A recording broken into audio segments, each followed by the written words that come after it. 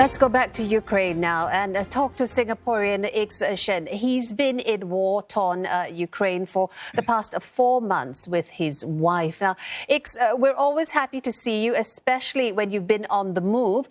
Tell us, if you can, where you are and what you've seen as you've made your way out of Kyiv.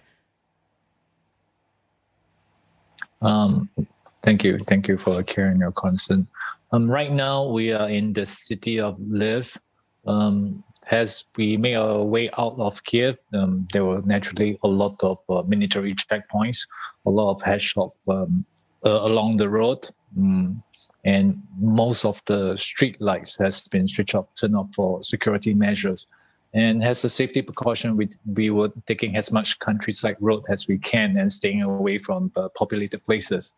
But that comes with its own sets of challenge, because when you're traveling along the country road, then the range of your fuel tank becomes something that you have to constantly monitor, because you don't really want to be caught on an empty tank out in the middle of nowhere in freezing weather. So it was challenging, but fortunately we arrived safely.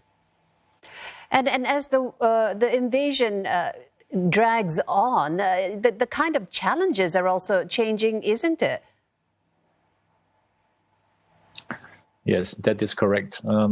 Right now in the city of Lviv, there is this huge influx of people that's coming in for this city. And this is an old historical city, and its infrastructure and the entire city was never designed to cater for such a huge population influx.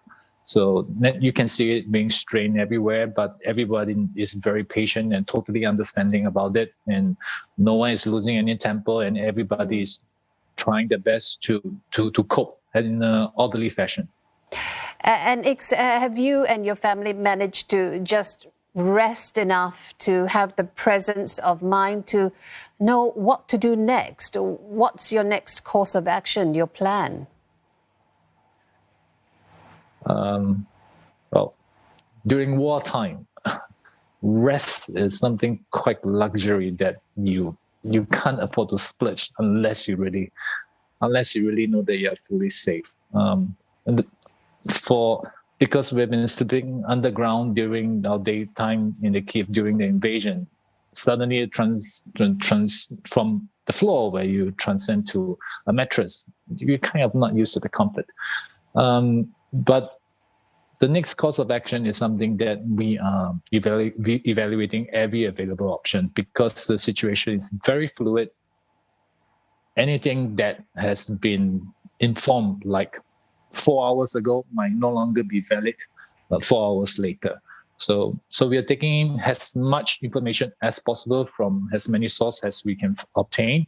And based on the information that we have, we are planning our next course of action to the best of our advantage.